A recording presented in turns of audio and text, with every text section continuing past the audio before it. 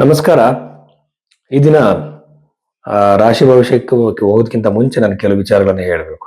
ಏನಂತಂದ್ರೆ, ತುಂಬಾ ಜನ ಕೇಳ್ತಿರ, ಸರ್ ನೀವು ಪದೇ ಪದೇ ಇದೇ ಇಂಟ್ರೊಡಕ್ಷನ್ ಹೇಳ್ತೀರಾ, ನಿಮಗೆ ತುಂಬಾ ಜನ ಬರಬೇಕು, ನಿಮಗೆ ದುಡ್ಡು ಮಾಡಬೇಕು ಅಂತ ಈ ತರ ಮಾಡ್ತೀರಾ ವಿಡಿಯೋಸ್ ಅಂತ ಕೇಳಿದ್ರು. ನೋಡಿ, ಕೋಟ್ಯಾಂತರ ಜನ ಈ ದೇಶದಲ್ಲಿ ಇದ್ದಾರೆ. ನಾನು ದಿನಕ್ಕೆ ಒಂದು 5ರಿಂದ 10 ಜನಕ್ಕೆ ಮಾತ್ರ ಕನ್ಸಲ್ಟೇಷನ್ ಕೊಡ್ಬೋದು. ಸೊ ಹಾಗಾಗಿ ಇದೊಂದು ಬಿಸ್ನೆಸ್ ಪರ್ಪಸ್ ಅಲ್ಲಿ ಮಾಡಕ್ ಸಾಧ್ಯ ಇಲ್ಲ. ಎರಡನೇದಾಗಿ ಬಂದು, ಜನಗಳಿಗೆ ಜ್ಯೋತಿಷರು ಭಯವನ್ನ ಹುಟ್ಟಿಸ್ತಾರೆ. ರೀಸೆಂಟ್ ಆಗಿ ಒಬ್ಬರು ಜ್ಯೋತಿಷರು ಹೇಳ್ತಿದ್ರು, ಏನಂದ್ರೆ ಯಾರೊಬ್ಬರು ನ್ಯೂಮರಾಲಜಿಸ್ಟ್, ಅವ್ರ ಹೆಸರು ಬೇಡ, ನನ್ನ ಕಸ್ಟಮರ್ ಅವ್ರು ನನಗೆ ಕಾಲ್ ಮಾಡಿದ್ರು, ನೀವು ಇಂಥ ಡೇಟಲ್ಲಿ ಹುಟ್ಟಿದ್ರೆ ಹಾಗಾಗಿ ನೀವು ಆತ್ಮಹತ್ಯೆ ಮಾಡ್ಕೊಳ್ತೀರಾ ಅಂತ ಹೇಳಿದ್ರು ಅಂತ. ಇನ್ನೊಬ್ರು ರೀಸೆಂಟ್ ಆಗಿ ಒಬ್ಬರು ಜ್ಯೋತಿಷರು ಮಾತಾಡ್ತಿದ್ರು, ಮೀನ ರಾಶಿಯವರು ಅಥವಾ ಯಾವ್ದೋ ಒಂದು ರಾಶಿಗೆ ಕುಟುಂಬದಲ್ಲಿ ಒಂದು ಸಾವಾಗತ್ತೆ ಅಂತ ಹೇಳಿ. ಯಾವ ಬೇಸ್ ಮೇಲೆ ಇದನ್ನ ಹೇಳ್ತಾ ಇದ್ದಾರೆ? ನ್ಯೂಮರಾಲಜಿ ಜ್ಯೋತಿಷನ ಅಥವಾ ಜ್ಯೋತಿಷದಲ್ಲಿ ಆಯುಷ್ಯನ ನಿರ್ಧಾರ ಮಾಡೋದು ಹೇಗೆ? ರಾಶಿಯಿಂದನೇ ನೀವು ಆಯುಷ್ಯನ ನಿರ್ಧಾರ ಮಾಡ್ಬಿಡ್ತೀರಾ? ಒಬ್ಬ ವ್ಯಕ್ತಿಯ ಆಯುಷ್ಯವನ್ನ ಕ್ಯಾಲ್ಕುಲೇಟ್ ಮಾಡೋ ವಿಧಾನ ನಿಮಗೆ ಗೊತ್ತಿದೆಯಾ? ಯಾವ ತರ ನೀವು ನೋಡ್ತೀರಾ? ಎಷ್ಟು ತರದ ಆಯುಷ್ಯಗಳಿದೆ? ಅಲ್ಪಾಯು, ಮಧ್ಯಾಯು, ಪೂರ್ಣಾಯು, ದೀರ್ಘ, ಇದರಲ್ಲಿ ಯಾವ ಕೆಟಗರಿ ಬೀಳ್ತಿದೆ, ಮತ್ತೆ ದಶ ಪೀರಿಯಡ್ ಯಾವ್ದನ್ನು ಅಪ್ಲೈ ಮಾಡೋದ್ರಲ್ಲಿ ಜನಗಳನ್ನ ಎದುರಿಸಿದ್ರೆ ಯಾಕೆ ಪೂಜೆಗಳು ಮಾಡಿಸ್ಲಿ, ನಿಮ್ಮ ಹತ್ರ ಜಮ್ ಸ್ಟೋನ್ಸ್ ತಗೊಳ್ಳಿ, ಅಥವಾ ನಿಮ್ಮ ಹತ್ರ ಇನ್ನೊಂದೇನೋ ಮಾಡ್ಲಿ ಅಂತನ. ಇದನ್ನ ಯಾವ್ದು ನಂಬಕ್ ಹೋಗ್ಬೇಡಿ. ಅದಕ್ಕೋಸ್ಕರ ನಾನು ಇಂಟ್ರೊಡಕ್ಷನ್ ಅಲ್ಲಿ ಇವೆಲ್ಲ ಹೇಳ್ತೀನಿ. ಜೊತೆಯಲ್ಲಿ ಇನ್ನೊಂದೇನಂತಂದ್ರೆ, ಜಾತಕವನ್ನು ನೋಡೋ ವಿಧಾನ ಜನಗಳು ಫಸ್ಟ್ ತಿಳ್ಕೊಬೇಕು. ರಾಶಿಯಿಂದಾಗ್ಲಿ ಹೆಸರಿಂದಾಗ್ಲಿ ತಿಳ್ಕೊಳಕ್ ಆಗಲ್ಲ. ವೇದಿಕ್ ಅಸ್ಟ್ರಾಲಜಿ ಅಂದ್ರೆ date of birth time correct ಆಗಿರ್ಬೇಕು, ನಿಮ್ಮ ಲಗ್ನ ಕರೆಕ್ಟ್ ಆಗಿ ಗೊತ್ತಿರೋ, ಲಗ್ನದಿಂದಲೇ ಮ್ಯಾಕ್ಸಿಮಮ್ ಬೇರೆದೆಲ್ಲ ಕನ್ಫರ್ಮೇಶನ್ಗೆ. ಲಗ್ನವನ್ನ ತಿದ್ದುವಾಗ ನಿಮ್ಮ ಹಿಂದಿನ ನಡೆದಿರೋ ಘಟನೆಗಳನ್ನ ಹೇಳಿ ಲಗ್ನ ಯಾವ್ದಂತ ಕಂಡುಹಿಡಬೇಕಾಗತ್ತೆ. ಸೊ ಈ ಲಗ್ನವನ್ನ ಕಂಡುಹಿಡಿಯುವಾಗ ಬರ್ತ್ ಟೈಮ್ ರೆಕ್ಟಿಫಿಕೇಶನ್ ಅಂತ ಏನ್ ಹೇಳ್ತಾರೆ, ಇದು ಬಹಳ ಸೂಕ್ಷ್ಮವಾಗಿರೋ ವಿಷಯ. ಇದು ಎಷ್ಟೋ ಜ್ಯೋತಿಷರುಗಳಿಗೆ ಇದು ಬರಲ್ಲ. ಸೊ ಇದಕ್ಕೆ ಪಾಸ್ಟ್ ಇವೆಂಟ್ಸ್ ಹೇಳಿದಾಗ ನಾವು ಅವರಿಗೆ ಜ್ಯೋತಿಷ ಗೊತ್ತಿದೆ ಅಂತ ನಂಬಬಹುದು. ಯಾಕೆಂದ್ರೆ ಭವಿಷ್ಯವನ್ನು ಹೇಳೋದನ್ನು ನಾವು ನಂಬಬಹುದು ಅವಾಗ. ಇದಾದ್ಮೇಲೆ ಪೂಜೆಗಳ ಬಗ್ಗೆನೂ ಅಷ್ಟೇ. ಯಾರು ಕೂಡ ಬಡವ ಶ್ರೀಮಂತ ಯಾವ ಜಾತಿ ಭೇದ ಕೂಡ ಜ್ಯೋತಿಷದಲ್ಲಿ ಇಲ್ಲ. ಯಾವುದೇ ತರದ ಭೇದ ಭಾವ ಇಲ್ಲ. ಇಲ್ಲಿ ಜ್ಯೋತಿಷದಲ್ಲಿ ಇರುವಂತದ್ದು ಕರ್ಮಫಲ ಆಧಾರವಾಗಿ ನಮಗೆ ಸಮಸ್ಯೆಗಳು ಒಳ್ಳೇದು ಕೆಟ್ಟದ್ದು ನಡೆಯುತ್ತೆ. ಕರ್ಮಗಳನ್ನ ಗ್ರಹಗಳು ಡೆಲಿವರಿ ಮಾಡ್ತವೆ. ಗ್ರಹಗಳಿಗೋಸ್ಕರ ಮಂತ್ರ ಜಪಗಳು ಮಾಡಿ, ದಾನಗಳನ್ನ ಮಾಡಿ, ಎಷ್ಟು ಫಿಲಂಥ್ರಫಿಕ್ ಆಗಿರುವಂತಹ ಆಕ್ಟಿವಿಟೀಸ್, ದಾನ ಧರ್ಮಗಳ ಬಗ್ಗೆ ಋಷಿ ಮುನಿಗಳು ಮಾತಾಡಿದ್ದಾರೆ. ಎಲ್ಲರಿಗಿಂತ ಮೇನು ನಮ್ಮ ಡೆಸ್ಟಿನಿನ ಒಪ್ಕೊಳ್ಳುವಂಥದ್ದು.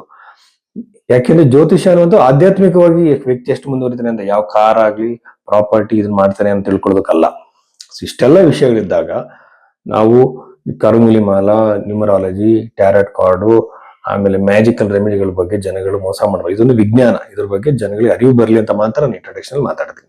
ಸೊ ನಿಜವಾದ ಜ್ಯೋತಿಷದ ಬಗ್ಗೆ ನಿಮಗೆ ಒಂದು ಜಾತಕ ನೋಡೋ ಪದ್ಧತಿ ನಿಮಗೆ ಗೊತ್ತಾಗಬೇಕು ಅಂದ್ರೆ ನೀವು ಭೈರವೇಶ್ವರ ಬುಕ್ ಮಾಡಿ ನಿಮ್ಮ ಜಾತಕದ ಪರಿಶೀಲನೆ ನಾವು ಮಾಡ್ತೀವಿ. ಕುಂಭ ರಾಶಿ 2026 ಫೆಬ್ರವರಿ 15ನೇ ತಾರೀಕಿನಿಂದ ಶಿವರಾತ್ರಿಯ ನಂತರದಲ್ಲಿ ನಾವು ನೋಡೋದಾದ್ರೆ ಕುಂಭ ರಾಶಿಯವರಿಗೆ ಏನೆಲ್ಲ ಫಲಗಳಿದೆ ಅಂತ ನೋಡೋಣ. ಅದರಲ್ಲಿ ರಾಶಿಯಲ್ಲಿರುವಂತಹ ಗ್ರಹಗಳು, ಪಾಪ ಗ್ರಹಗಳು ರಾಹು ಮತ್ತೆ ಸೂರ್ಯ.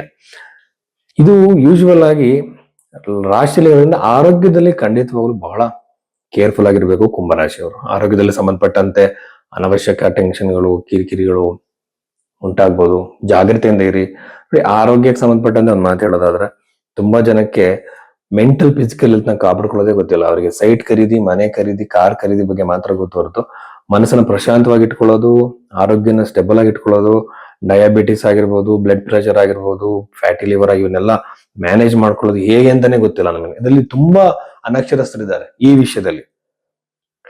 ಆರೋಗ್ಯವೇ ಭಾಗ್ಯ. ಇದ್ರ ಬಗ್ಗೆ ಗಮನ ಕೊಡಿ, ಆರೋಗ್ಯದ ಕಡೆ ಗಮನ ಕೊಡಿರ್ಬೇಕು. ಫಿಸಿಕಲ್ ಆಕ್ಟಿವಿಟೀಸ್ ಬಗ್ಗೆ ಸ್ಟಡಿ ಮಾಡಿ, ಗೂಗಲ್ ಅಲ್ಲಿ ನಿಮ್ಗೆ ಎಲ್ಲಾ ವಿಷಯಗಳು ಸಿಗುತ್ತೆ. ಸೊ ಆರೋಗ್ಯದಲ್ಲಿ ಬಹಳ ಕೇರ್ಫುಲ್ ಆಗಿರ್ಬೇಕು ಕುಂಭರಾಶಿಯವರು. ವೈವಾಹಿಕ ಜೀವನದಲ್ಲಿ ಕಿರಿಕಿರಿ, ಟೆನ್ಷನ್ನು ಮತ್ತೆ ಮನಸ್ತಾಪಗಳು ಲೈಫ್ ಪಾರ್ಟ್ನರ್ ಜೊತೆ. 7th ಹೌಸ್ ಬಂದು ನಿಮಗೆ ಬಿಸ್ನೆಸ್ ಪಾರ್ಟ್ನರ್ ಕೂಡ ಅದು ಸೂಚಿಸುತ್ತೆ, ಅಲ್ಲಿ ಕಿರಿಕಿರಿಗಳು.